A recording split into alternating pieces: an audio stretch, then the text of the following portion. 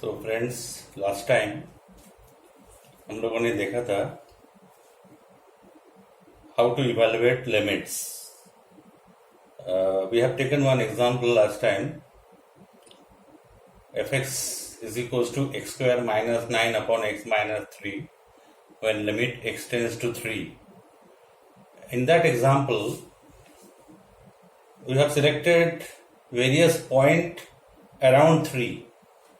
The points to the left of 3 and the points towards right of 3. We took points 2.99, 2.99, 2.999, 3.01, 3.001, etc. And what we observed, that by putting all those values of x in the neighborhood of 3, we got a value 6. The function gives us a finite value 6 after putting these left hand points and the right hand points in the given function. So by putting the left hand point and putting the right hand point, we got values clustering about a point 6, and that value of 6 is called limit. When we put the left hand point, the limit is called left hand limit. When we put the right hand points, then the limit obtained is right hand limit. And it is observed that the left hand limit and right hand limit, they are equal, and if they are equal, then only the limit does exist. Limit should be finite and it should be unique. Now our main motto is to see the concept of derivative. Now we are actually starting the topic derivative by the help of limit. Limit is nothing but a derivative. Why do we study limit? We study limit because it helps in getting derivative.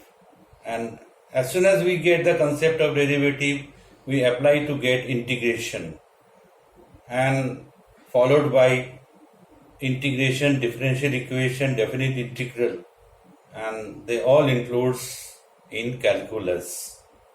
Now here I will tell you why we find the derivative of a function. What is ds by dt in physics? If s is a displacement, and if we find out ds by dt, that is known as velocity. What is ds by dt? Rate of change of displacement with respect to time. So if we differentiate the displacement, we get the velocity. Again, if we differentiate velocity with respect to time, dv by dt, it gives us acceleration.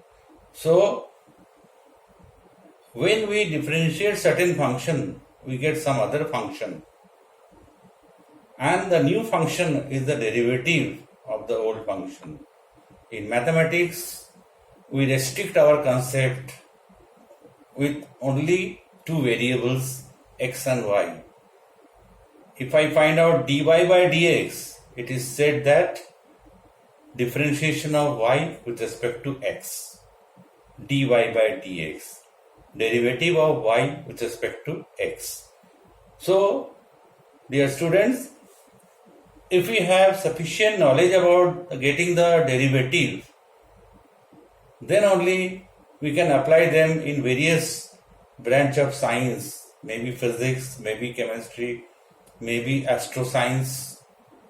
Okay, so now I will tell you the definition of derivative by the virtue of limits.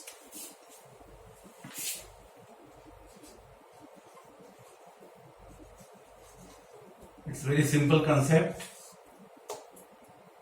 Let me take two sets, set A and set B. Set A is a domain and set B is a codomain. Here I take two values, x and x plus h. These are the points in the domain. What is h? H is very, very small. It's almost 0, approaching to 0. So in other words, I can say these 2 points are very, very close to each other. They are very, very nearer to each other. Now here I define a function f. If I define a function f, then this x will gives you an image f of x. X plus h will give you an image f of x plus h. Got my point? X will give you image fx and x plus h will give you image f of x plus h under the function f. The function is from set A to set B. Okay. Now let me take the difference between the images.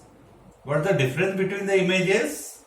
It's f of x plus h minus f of x. What is the difference between the objects? These are the objects. The difference is h. And that is limit h tends to 0. Because we have considered this h is very, very small. And if this limit exists,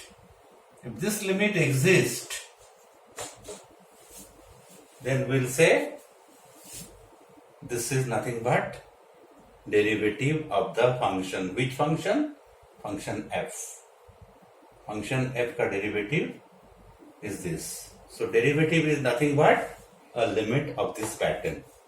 So if anyone asks you to find any derivative of any function, you need to apply this definition. So this is a very simple definition of derivative. Okay, but then this limit must exist, and in a shorter version we say it as dy by dx. Derivative of y with respect to x. But what is y here? Y is equals to function of x. It is the function of x. So this is dy by dx. Some they like to say f dash of x. This one is the same thing. Some of you may like to say y dash. It makes no difference whether you say y dash, f dash x, dy by dx or y1. These are all symbols. Various book will give you various symbols. Okay? y1, y dash, f dash x, dy by dx. But ultimately it is nothing but the limit, this particular form. I think this is clear to you. Very, very simple definition of derivative. So this is the thing. Now, for example, I want to find the derivative of, suppose, x cube. If I am asked to find the derivative of x cube, then what will be the procedure? The procedure should be, take the neighborhood point f of x plus h. It will be x plus h whole cube. Got it? Take the neighborhood point x plus h. It will be x plus h ka whole cube. Then the next step will be dy by dx. Apply the definition. Its limit h tends to 0. F of x plus h is this one, x plus h ka whole cube minus fx, that is x cube divided by h. Simplify this. If you simplify, it will be x cube plus 3x square h plus 3xh square plus h cube minus x cube. On expansion we get this. So this x cube is getting cancelled, and finally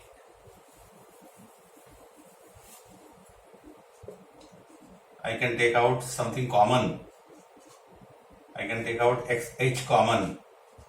It will be 3x square plus 3xh plus h square upon h. The most important is to cancel this h and h. They can be cancelled because they are non-zero quantities. Okay.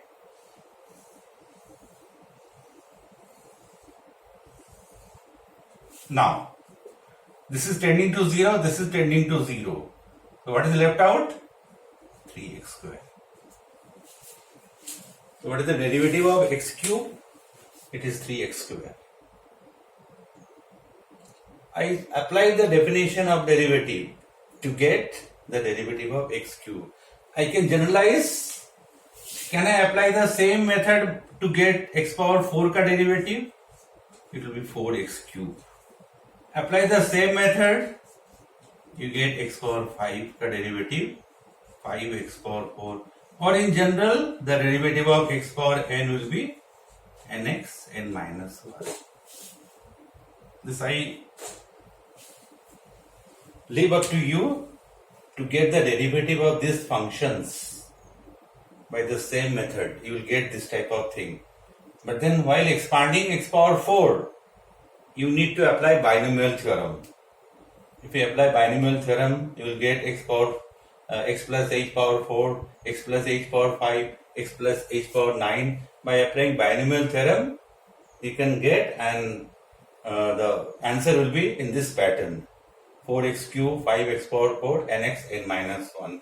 So we can conclude that the derivative of x power n is equals to nx n minus 1.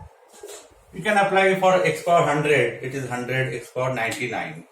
So for any index, n may be any real number. N can be applicable to any real number.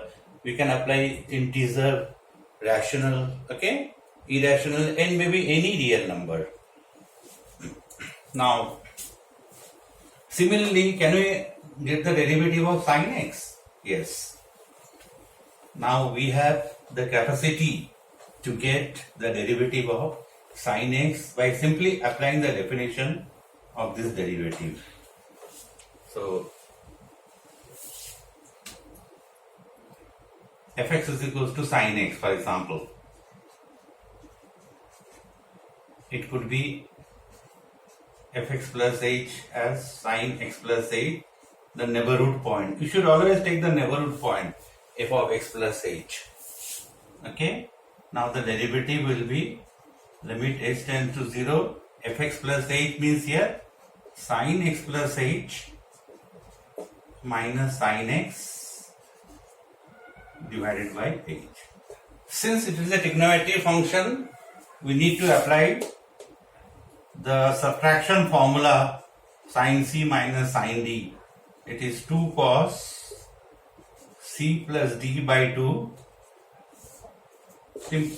trigonometric function into sin c minus d by 2 divided by h. In the next step, its limit h tends to 0, 2 cos 2x plus h by 2 into sin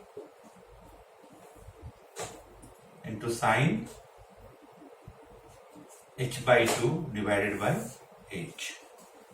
Now I need to have some adjustment over here, that it should be divided by 2 and multiplied by 2. Why? Because this particular limit will be 1. As you know that limit of theta tends to 0, sin theta upon theta is equals to 1. So this complete portion will be 1, this 2 getting cancelled, this h tending to 0, and finally it is cos 2x upon 2, and cos 2x upon 2 gives you cos x. So what is the derivative of sin x? It is cos x. Similarly, if you apply fx is equals to cos x, then your derivative will come out to be minus sin x. If I take here tan x, after simplifying all the steps, you have to apply trigonometry. You will get sec square x. Derivative of sec x, it will be sec x into tan x. derivative of cosec x, it is minus cosec into cot. So we can get any derivative by applying this particular formula. Derivative of any function if you apply this particular formula. Even you can apply log x. If you apply log x, you get the same thing. I will tell you how.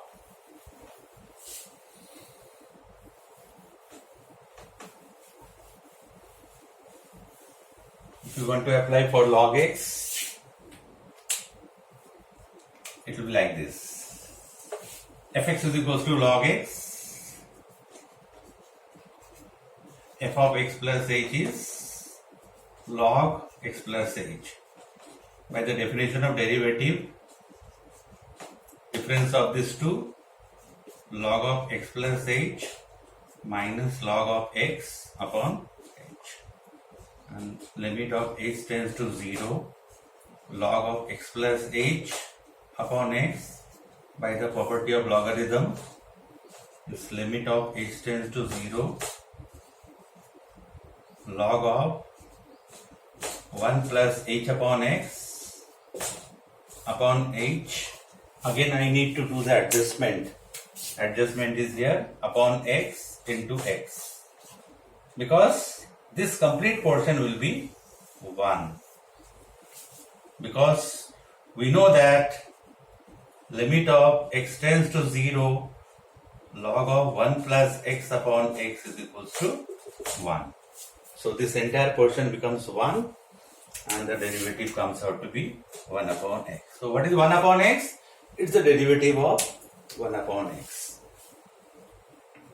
While doing integration, this is very common thing that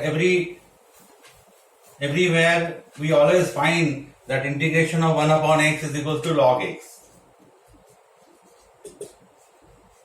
Now I can tell you, if the derivative of log x is 1 upon x, then integration of 1 upon x is log x, because integration is the antiderivative.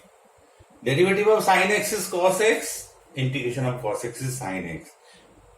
Derivative of tan x is sec square x, integration of sec square x is tan x. So if you have an idea about the derivative, integration will not be any problem. Just you go in the reverse direction, apply the reverse gear. Okay. But now I am not interested to tell you about the integration, only I am interested to tell you about the things in definition of derivative. So I will give you task of getting all the function, all the standard functions derivative, sine, cos, tan, cosec, sec, cot, log x, e raised to power x, okay, under root x, cube root of x. So apply the definition and get the answers. That will be your task. Meanwhile, I will prepare one PDF in which I will give you sufficient problems of differentiation. Some question will be solved and some question will be unsolved for you, so that you can have sufficient practice about this definition of derivative. The definition of derivative is also called first principle. Okay. So don't get nervous when y is equals to a sine omega t plus alpha comes in physics. Dy by dt will be a cos omega t plus alpha into omega. So don't get upset how this cosine is coming. Okay. Just now we have seen the derivative of sine is cos, and this omega is multiplied by the chain rule. That chain rule I will tell you in a later course of time. And the importance is, it is the derivative of sine is cos. Now in physics, this very popular formula, x is equals to ut plus half gt square. This very popular formula, equation of motion. So ds by dt comes out to be, u is a constant, initial velocity, the derivative of t is 1, and g is acceleration due to gravity, it is constant, and derivative of t square is 2t. So this is cancelled. V is equals to u plus gt. So v is equals to u plus gt. So by means of differentiation from one function I could get another function. From displacement I could get the velocity. So with this knowledge we can differentiate many functions. In the next lecture I will tell you about the definite integral, and definite integral from limit a to b is also can be expressed by means of limit. My intention is that whether it is derivative, integration, okay, they can all be expressed as concept of limit. So that's it for today. Thank you so much.